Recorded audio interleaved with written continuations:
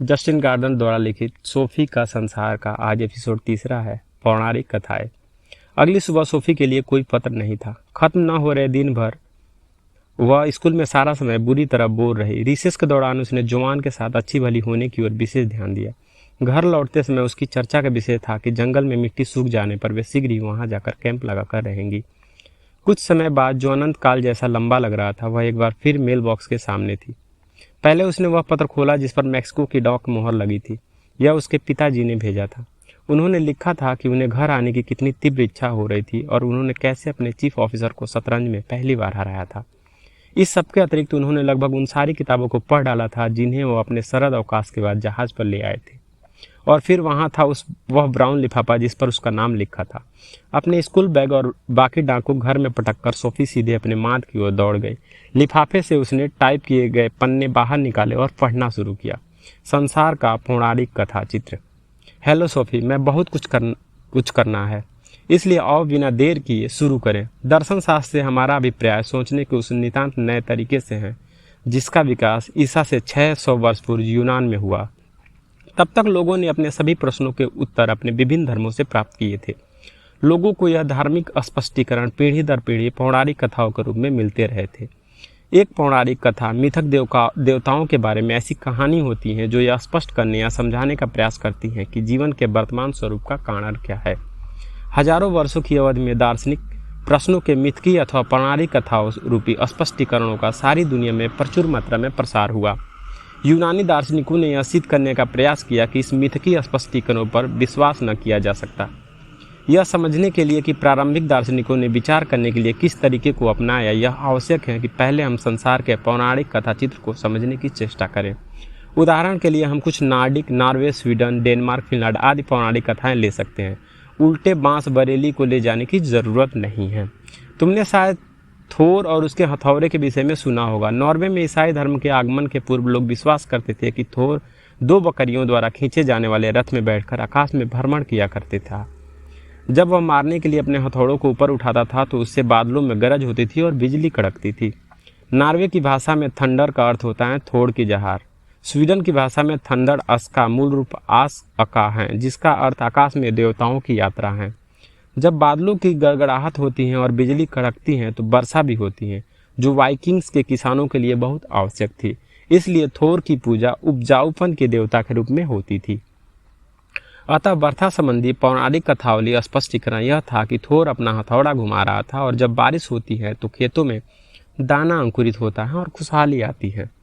खेतों में पौधे कैसे उगते हैं और फसल कैसे तैयार होती है यह नहीं समझाया गया था, किंतु यह स्पष्टता किसी रूप में वर्षा से जुड़ा था। और चूंकि हर कोई विश्वास करता था कि वर्षा का कुछ लेना देना थोर से, अतः थोर नॉर्स देवताओं में सबसे महत्वपूर्ण बन गया था। थोर के महत्वपूर्ण होने का एक कारण और भी था। वह कारण था कि वह सारी दुनिया की व्यवस्था से जुड़ा था।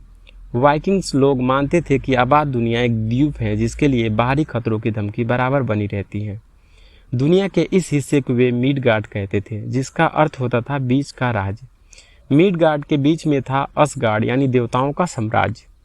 मिडगार्ड के बाहर उत्गार्ड्स का राज्य था यानी धोखेबाज दैत्यों का साम्राज्य, जो दुनिया को नष्ट करने के लिए हर समय मक्कारी की चाल चलते रहते थे। इस प्रकार के बुराई के राक्षसों को प्रायः अराजकता की शक्तियां कहकर भी जाना जाता था।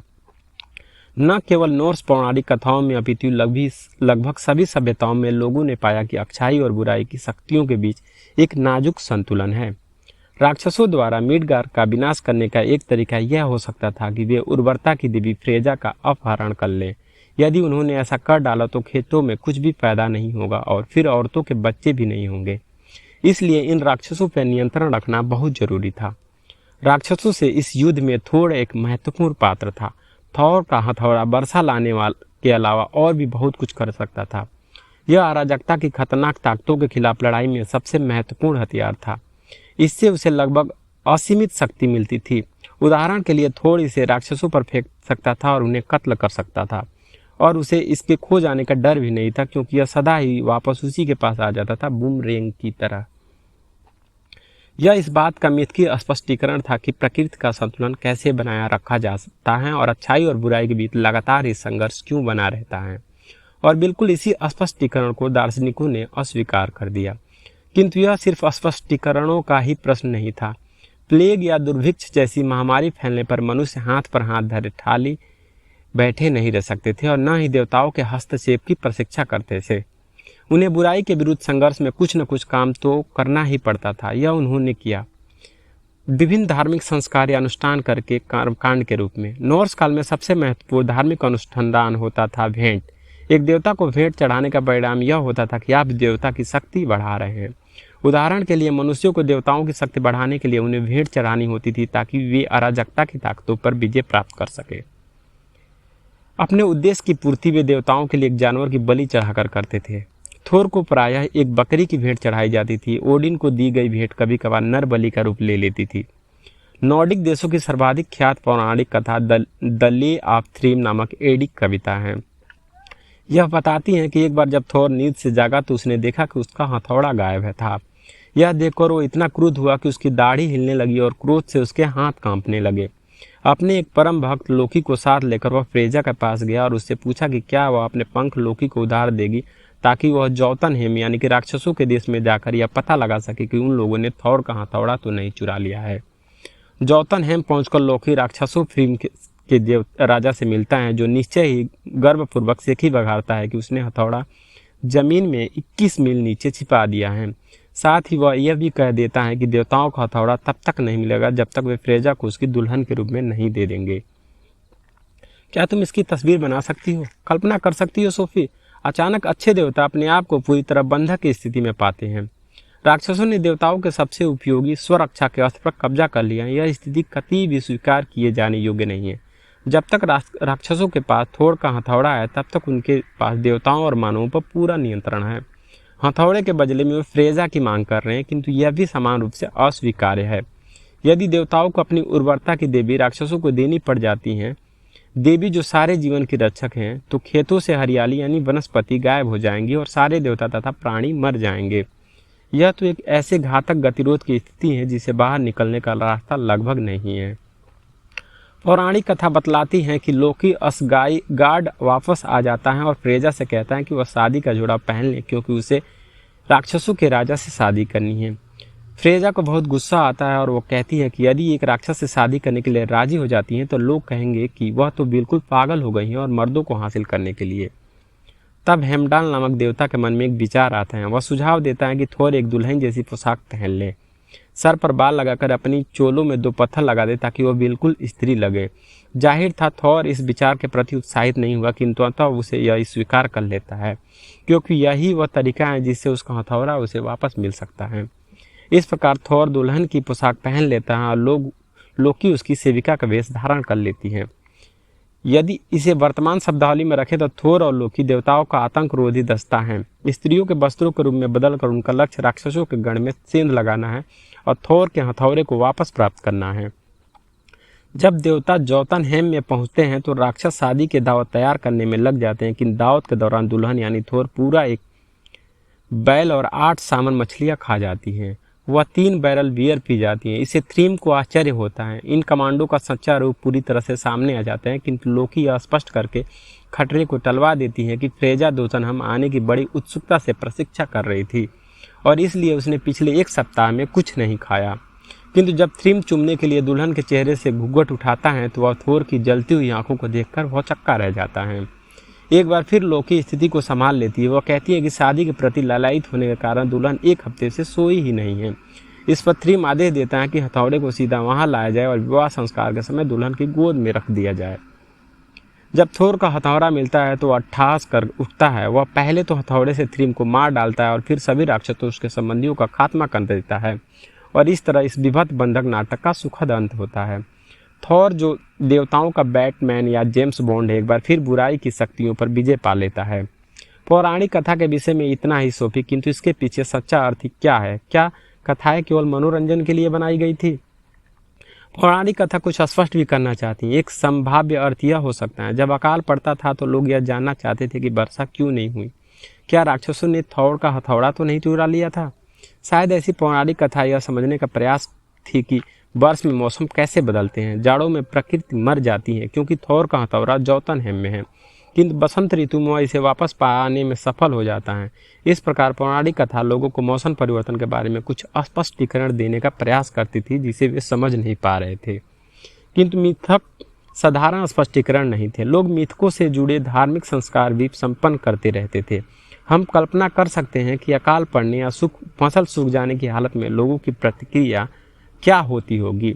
वे पौराणिक कथाओं में वर्जित घटनाओं के इर्द गिर्द कुछ नाटक बुन लेते थे।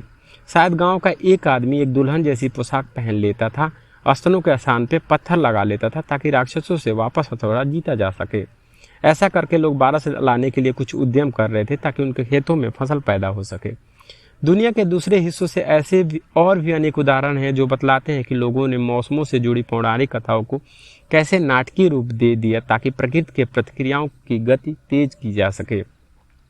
अभी तक हमने नॉर्स पौराणिक कथाओं की दुनिया की एक संक्षिप्त झलक देखी है कि थोर और ओडिन, फ्रेयर और फ्रेजा, होडर और वाल्डर और कई अन्य देवता संबंधी अनगिनत पौराणिक कथाएं हैं। इस प्रकार पौराणिक कथा संबंधी विचार सारी दुनिया में फले फूले, किंतु बाद में दार्शनिकों ने आकर उनकी तोड़ फोड़ करनी शुरू कर दी। पौराणिक कथाओं की दुनिया की एक तस्वीर उस समय यूनान में विद्यमान थी जब पहली बार वहां दर्शन शास्त्र विकसित हो रहा था। यूनानी देवताओं की कहानियां कई सदियों से पीढ़ी दर पीढ़ी लोगों तक पहुंचती रही थी। मैं यदि थोड़े ही यूनानी देवताओं के नाम ली तो उसमें जियस और अपोलो, हेरा और एथेने, डायोनीसस और एस्क्लेपियस, हिरेक्लीज और हेफेस्टोस के नाम प्रमुख कहे जा सकते हैं। ईसा से 700 वर्ष पूर्व यूनान का अधिकांश पौराणिक कथाएं होमर और हीसियड द्वारा लिखी जा चुकी थी। इससे बिल्कुल एक नई स्थिति पैदा हो गई। अब चूंकि पौराणिक कथाएं लिखित रूप में उपलब्ध थी, उन पर चर्चा करना संभव था। प्रारंभिक यूनानी दार्शनिकों ने होमर की पौराणिक कथाओं की आलोचना इसलिए की क्योंकि इसमें देवता नश्वर प्राणियों से बहुत मिलते जुलते थे और वे उन्हीं की तरह अहंकार और धोखेबाज थे। इसलिए पहली बार यह आलोचना की गई कि पौराणिक कथाएं महज मानवीय विचार ही तो हैं। इस दृष्टिकोण का प्रणेता दार्शनिक जोनोफेंस था, जो ईसा से 570 वर्ष पूर्व हुआ था। उसने कहा मनुष्य ने देवताओं को अपनी छवि के अनुरूप बनाया है। उनका मानना था कि देवता पैदा होते हैं, उनके शरीर होते हैं और हमारी तरह ही संप्रेषण के लिए भाषा और पहनने के लिए कपड़े भी होते हैं। इथियोपिया वासियों का मानना था कि देवता काले होते हैं और उनकी नाक चपटी होती है। थ्रेसिया वासी की कल्पना अनुसार देवता की आंखें नीली होती हैं और उनके बाल बढ़िया होते हैं। यदि बैल, घोड़े या शेर चित्र बना सकते तो वे देवताओं को बैलों, घोड़ों और शेरों की तरह ही चित्रित करते। इसी काल में यूनानियों ने कई शहर राज्यों की स्थापना यूनान और यूनानी उपनिवेशों दक्षिण इटली तथा एशिया माइनर में की, जहाँ शारीरिक परिश्रम दास करते थे तथा नागरिक अपना सारा समय संस्कृति और राजनीति में लगाने के लिए स्वतंत्र थे। ऐसे शहरी वातावरणों में लोग पूरी तरह से बिल्कुल नए तरीके से सोचने लगे। मात्र अपने लिए ही सही कोई भी नागरिक यह प्रश्न उठा सकता था कि समाज का संगठन किस प्रकार किया जाए। इस तरह बिना प्राचीन पौराणिक कथाओं का आश्रय लिए नागरिक दार्शनिक प्रश्न पूछ सकते थे। हम इस विकास क्रम को पौराणिक कथाओं के माध्यम से मिथकी सोचने के तरीके को त्याग कर अनुभव और तर्क पर आधारित चिंतन के तरीकों को अपनाने की प्रवृत्ति कह सकते हैं। प्रारंभिक यूनानी दार्शनिकों का मुख्य लक्ष्य प्राकृतिक प्रतिक्रियाओं की प्राकृतिक न कि अलौकिक व्याख्याएं ढूंढना था। सोफी अपनी मान से बाहर आई और बाग में इधर उधर टहलती रही। उसने स्कूल में मिली सीख, विशेषतः कक्षा में सीखा विज्ञान, भूल जाने की कोशिश की। यदि वह इस बाग में प्रकृति के विषय में कुछ भी जाने बिना बड़ी हुई होती तो बसंत ऋतु का अनुभव उसके लिए कैसा होता। किसी दिन अचानक बारिश क्यों होने लगती है? क्या वह इस विषय में किसी प्रकार के स्पष्टीकरण को ढूंढने का कोई प्रयास करती? क्या वह कोई फंतासी बुनती कि पहाड़ों की बर्फ कहाँ चली गई और सूरज सवेरे क्यों उगा? हाँ, वह निश्चय ही फंतासी बनाएगी। उसने एक कहानी गढ़ना शुरू किया। जाड़े ने सारी जमीन को अपनी बर्फीली पकड़ में इसलिए ले लिया क्योंकि सुल्तान मुरियत ने सुंदर राजकुमारी सिकिता को ठंडे कारागार में बंदी बनाकर डाल दिया था। किंतु एक दिन सवेरे बहादुर राजकुमार ब्रेबेटो आया और उसने उसे छुड़ा लिया। मुक्त होने पर सिकिता इतनी प्रसन्न हुई कि वह घास के मैदानों में नाचने लगी और गाना गाने लगी जो उसने नम कारागार में बनाया था। पृथ्वी और पेड़ उससे इतने अभिभूत हुए कि सारी बर्फ आंसुओं में बदल गई। किंतु तभी सूरज आया, उसने सारे आंसू पोंछ डाले। चिड़ियों ने सिकिता के गाने की नकल की और जब सुंदर राजकुमारी ने अपने सुनहरे बालों के लच्छे खोले तो उनमें से कुछ लच्छे जमीन पर गिर पड़े और वे पृथ्वी पर खेतों में लिली के फूल बन गए। सोफी को अपनी सुंदर कहानी पसंद है। यदि बदलते मौसम का कोई अन्य स्पष्टीकरण उसे मालूम न होता तो निश्चय ही अंत में वो अपनी ही कहानी में विश्वास कर लेती। उसने समझ लिया कि लोगों ने हमेशा ही प्रकृति की प्रतिक्रियाओं को स्पष्ट करने की आवश्यकता का अनुभव किया है।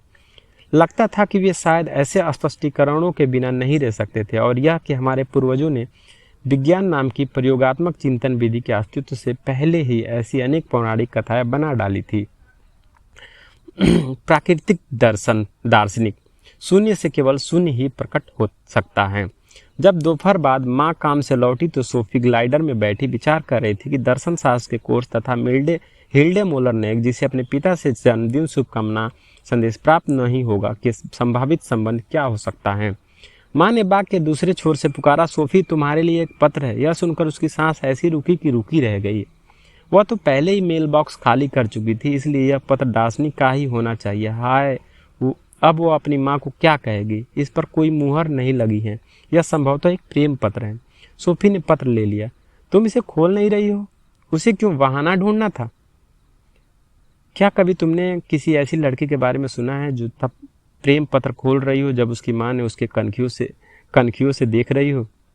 चलिए माँ को सोचने देते हैं कि यह एक प्रेम पत्र था। हालांकि यह बहुत ही असमंजस भरा था, किंतु यह और भी ज़्यादा खराब होता कि उसकी माँ को पता चल जाता कि वह एक नितांत अजनबी के साथ एक पत्राचार कोर्स कर रही हैं, एक ऐसे दार्शनिक के साथ जो उसके साथ आंख मिचौली खेल रहा था।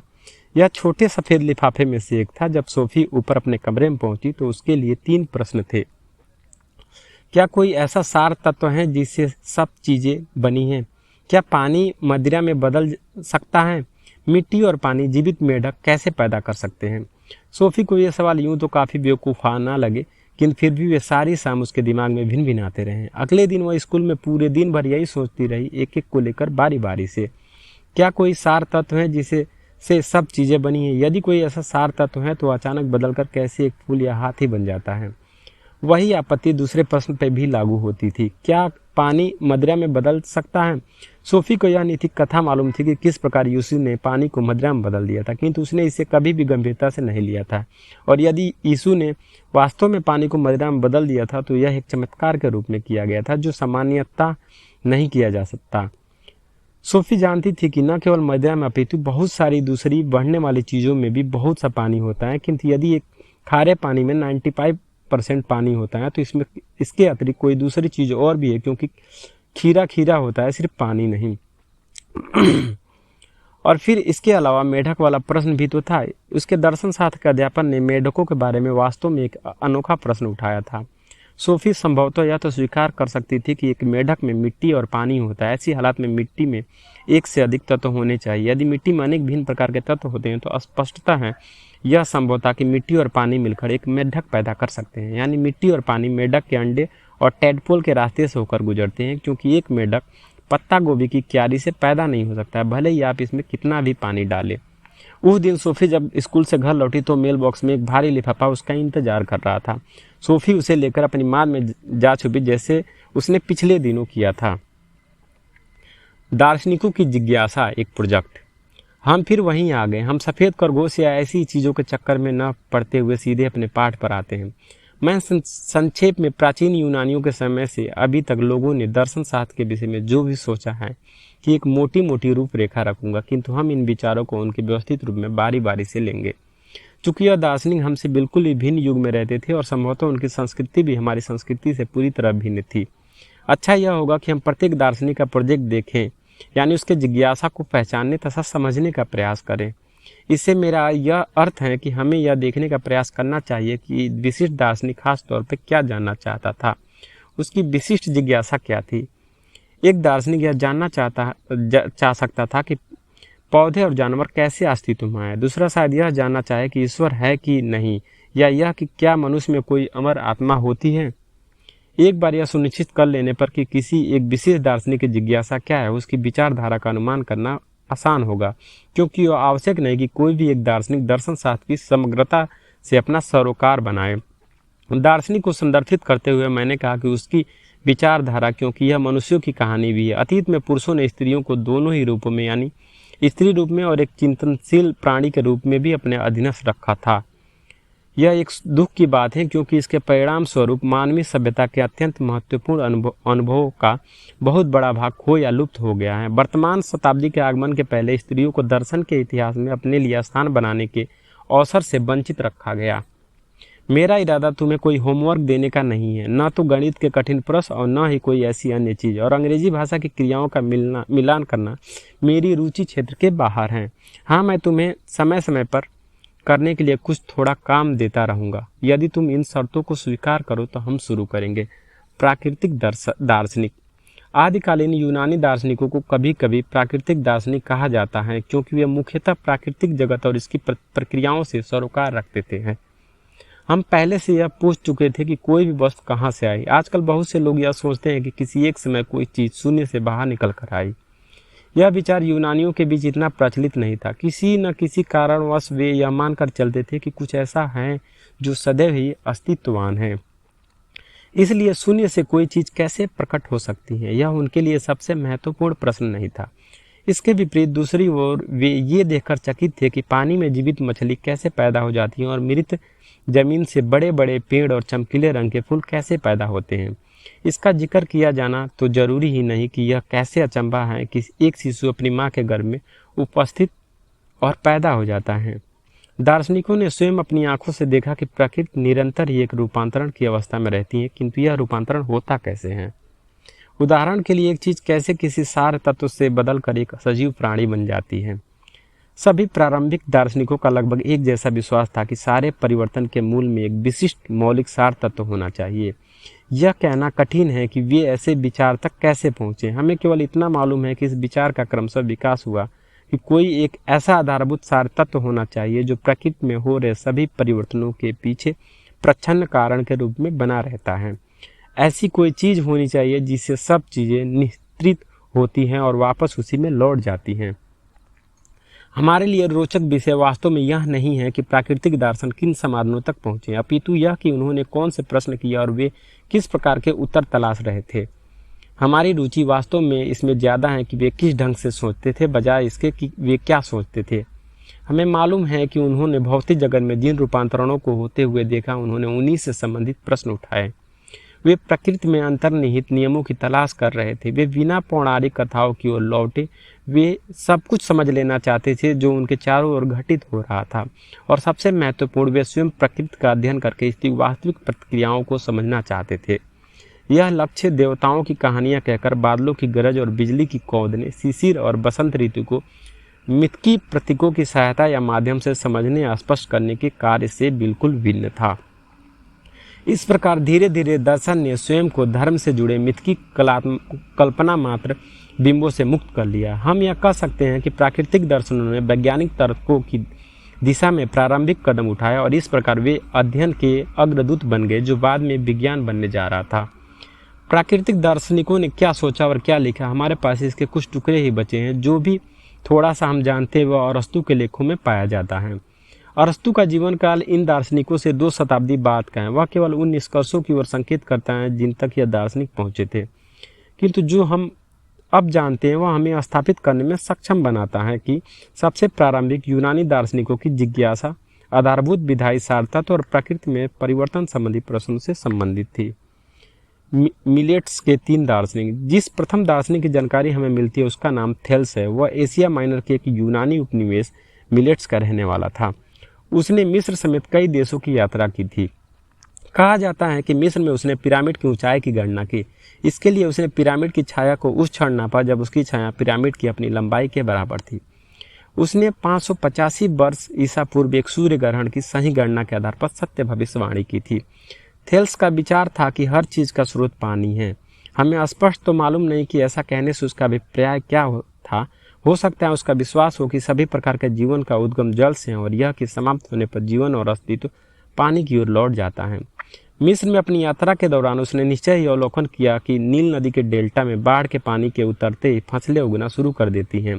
शायद उसने यह भी देखा होगा कि जहाँ भी बारिश होती रहती है वहाँ मेढक और कीड़े मकोड़े निकल आते हैं।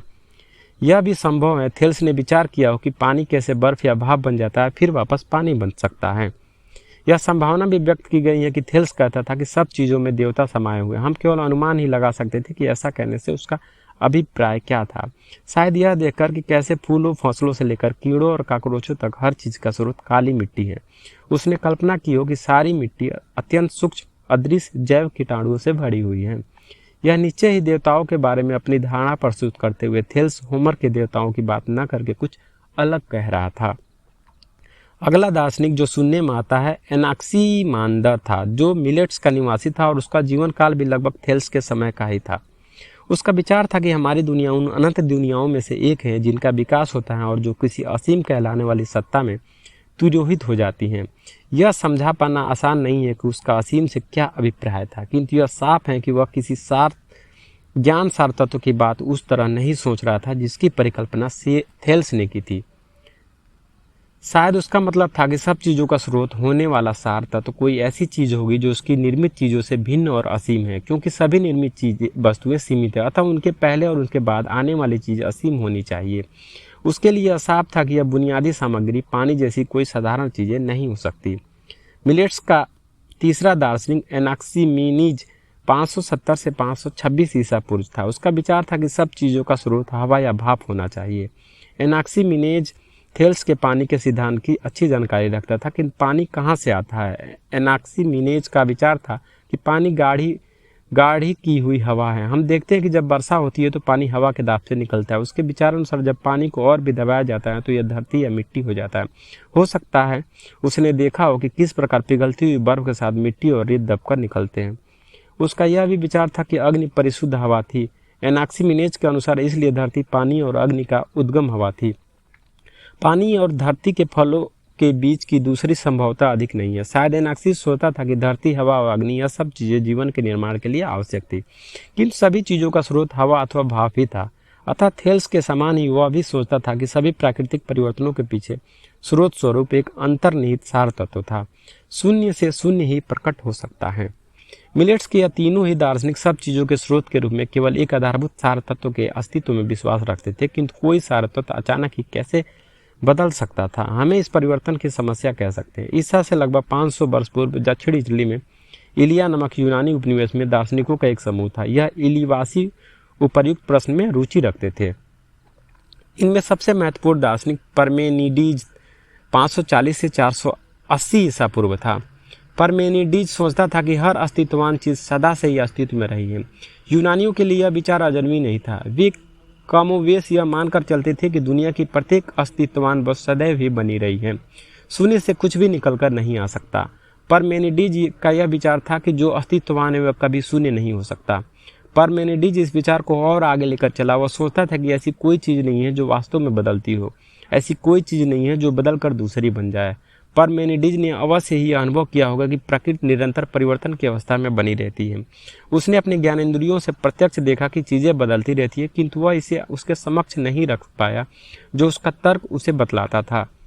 जब उसके सामने अपने ज्ञानेंद्रिया अपने तर्क के बीच किसी एक का चयन करने की व्यवस्था प्रस्तुत हुई तो उसने तर्क का वर्ण किया।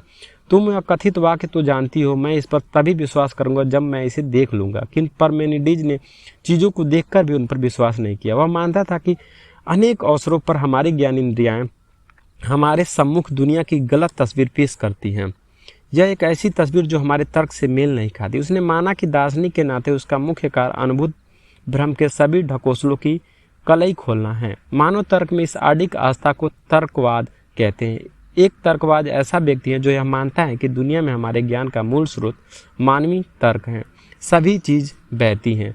परमेनिडीज का एक समकालीन हिरेक्लिट्स 540 से 580 ईसा पूर्व था। वह एशिया माइनर में इफिसस का रहने वाला था। उसका विचार था कि निरंतर परिवर्तन या बहाव वास्तव में प्रकृति का सबसे आधारभूत लक्षण था। हम शायद यह कह सकते हैं कि अनुभूत सत्य में हिरेक्लिट्स की आस्था परमेनिडीज से कहीं अधिक थी। हर चीज़ बहती है। हिरेक्लिट्स कहता था हर चीज़ निरंतर परिवर्तनशील और गतिशील है, सदा बनी रहने वाली कोई चीज़ नहीं है। अतः हम उसी नदी में दूसरी बार पैर नहीं रख सकते। जब मैं दूसरी बार नदी में पैर रखता हूँ तो न तो मैं और न ही नदी पहले जैसी होती है। हिरेक्लिट्स के अनुसार विपरीतताएं दुनिया के लक्षण है। यदि हम कभी बुरे नहीं होते तो हमें यह कभी ज्ञात नहीं होता कि अच्छा होना क्या है। यदि हमने कभी भूख नहीं जानी तो हम तृप्ति में आनंद नहीं ले पाते। यदि कभी युद्ध ना हो तो हम शांति की महत्ता नहीं जान पाएंगे, और यदि कभी शिशिर ऋतु ना होती तो हम बसंत ऋतु कभी देख ना पाते। दुनिया की व्यवस्था में अच्छाई और बुराई दोनों का ही अवश्यंभावी स्थान है, ऐसा हिरेक्लिट्स का विश्वास था। विपरीतताओं की इस निरंतर अंतरक्रिया अंतर खेल के बिना दुनिया अस्तित्ववान नहीं रह सकती। ईश्वर दिन और रात है, जाड़ा और गर्मी है, युद्ध और शांति है, भूख और तृप्ति है। वह कहता था, यद्यपि उसने ईश्वर शब्द का प्रयोग किया, यह किंतु साफ था कि वह पौराणिक कथाओं के देवताओं की बात नहीं कर रहा था। हिरेक्लिटस के लिए ईश्वर या देवता कोई ऐसी शक्ति थी जिसने सारी दुनिया को अपने अंदर समाहित किया हुआ था। प्रकृति के निरंतर रूपांतरणों और अंतरणों में ईश्वर को बिल्कुल स्पष्ट देखा जा सकता था।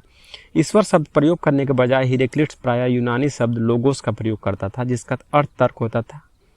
यद्यपि हम मनुष्य सदैव एक सा नहीं सोचते या समान मात्रा में तर्क नहीं करते, लेकिन हिरेक्लिटस का मानना था कि एक विश्वव्यापी या सर्वव्यापक तर्क जैसा कुछ होना चाहिए, जो प्रकृति में होने वाली हर चीज को दिशा निर्देश दे रहा है। यह विश्वव्यापी तर्क या सर्वव्यापक कानून कुछ ऐसा है जो हम सब में समान रूप में है और क्षमता ही सबका दिशा निर्देश करती हैं। किंतु फिर भी हिरेक्लिटस को लगता था कि अधिकांश लोग अपने निजी तर्क के अनुसार जीते रहते हैं। कुल मिलाकर वो अपने साथी मनुष्य का तिरस्कार करता था। वह कहा करता था कि अधिकांश लोगों की राय शिशुओं के खिलौने जैसी है। अतः सारी प्रकृति के निरंतर परिवर्तनों और विपरीतताओं के बीच हिरेक्लिटस एक सत्ता अथवा एकता देखता था। इस कुछ सत्ता को, जो हर वस्तु स्थिति का स्रोत थी, उसे ईश्वर अथवा लोगोस कहता था। चार मूल तत्व। एक तरह से पार्मेनिडिस हिरेक्लिटस एक दूसरे के सीधे सीधे विलोम थे। पार्मेनिडिस के तर्क ने स्पष्ट कर दिया था कि कोई चीज बदल नहीं सकती। हिरेक्लिटस के इंद्रिय जनित ज्ञान ने भी स्पष्ट कर दिया था कि प्रकृति निरंतर परिवर्तन की अवस्था में बनी रहती है। इनमें से सही कौन था? क्या हम तर्क से शासित हो या हमें अपने ज्ञान इंद्रियों पर निर्भर होना चाहिए? पार्मेनिडिस और हिरेक्लिटस दोनों ही बातें कहते। पार्मेनिडिस कहता कोई चीज बदल नहीं सकती और हमारा इंद्रिय जनित अनुभव इसलिए भरोसे के लायक नहीं है। हिरेक्लिटस दूसरी ओर कहता कि प्रत्येक चीज बदल सकती है, हमारे इंद्र जनित अनुभव निर्भर करने योग्य। दार्शनिकों में आपस में इससे अधिक असहमति नहीं हो सकती। किंतु सही कौन था? सिसिली के एम्पिडोक्लिस 490 से 430 ईसा पूर्व में था। यह तय करने की जिम्मेदारी अपने ऊपर ली कि जिस उलझन में हम आ पड़े हैं उससे बाहर निकलने का रास्ता दिखलाए। उसका विचार था कि पार्मेनिडिस और हिरेक्लिटस दोनों ही अपने एक दावे पर जोर देने में सही थे, किंतु दूसरे में गलत थे। एम्पिडोक्लिस के अनुसार उसकी आधारभूत असहमति का कारण यह था कि दोनों ही दार्शनिकों ने केवल एक तत्व की उपस्थिति को ही माना था। यदि यह बात सही होती तो इन दो के बीच की दूरी पाटी नहीं जा सकती। पानी स्पष्टता बदल कर एक मछली या तितली नहीं बन सकता। वास्तव में पानी बदल ही नहीं सकता। यद्यपि पानी शुद्ध पानी ही बना रहेगा, अतः पार्मेनिडिस यह मानने में सही था कि कुछ नहीं बदलता। किंतु इसके साथ ही एम्पिडोक्लिस हिरेक्लिटस के इस विचार पर असहमत था कि हमें अपने इंद्रियों से प्राप्त प्रमाण पर विश्वास करना चाहिए। जो हम देखते हैं कि हमें उस पर विश्वास करना चाहिए, और जो हम देख रहे हैं वो यही होता है कि प्रकृति बदलती रहती है। एम्पिडोक्लिस ने निष्कर्ष निकाला कि मात्र एक आधारभूत सारे तत्व के विचार को अस्वीकार करना अनिवार्य था। अकेले न तो पानी और न हवा बदलकर झाड़ी का गुलाब या तितली बन सकते हैं। यद्यपि प्रकृति का स्रोत संभवतः अकेला एक तत्व नहीं हो सकता। एम्पिडोक्लिस का मानना था कि कुल मिलाकर प्रकृति चार तत्वों या जड़ों से बनी है, जैसा उन्हें परिभाषित करता था। यह चार जड़ें थी: पृथ्वी, हवा, अग्नि और पानी। सारी प्राकृतिक क्रियाएं इन चार तत्वों के एक साथ मिल जाने या अलग हो जाने के कारण होती थी, क्योंकि सब चीजें पृथ्वी, हवा, अग्नि और पानी के मिश्रण से ही तो बनी थी। हाँ, उनका अनुपात भिन्न भिन्न होता था। वह कहता था कि जब एक फूल एक जानवर मरता है तो चारों तरफ फिर अलग अलग हो जाता है, किंतु हम इन परिवर्तनों को अपनी खुली आंखों से नोट कर सकते हैं। किंतु पृथ्वी और पानी, अग्नि और पानी बराबर बने रहते हैं। यहाँ उन यौगिकों से अछूते रहते हैं जिनका यह भाग होता है। इसलिए कहना सही नहीं है कि हर चीज बदलती है। मूल रूप से कुछ भी नहीं बदलता। होता यह है कि चारों तत्व मिलते हैं और अलग हो जाते हैं, केवल वो फिर कभी दोबारा मिलने के लिए। हम इसकी तुलना एक पेंटिंग से कर सकते हैं। यदि पेंटर के पास एक ही रंग, उदाहरण के लिए लाल, तो वह पेड़ पेंट नहीं करता, किंतु यदि उसके पास पीला, लाल, नीला और काला है तो सैकड़ों अलग अलग रंगों की पेंटिंग बना सकते हैं, क्योंकि वह इन रंगों को कम या अधिक मात्रा में अनुपात में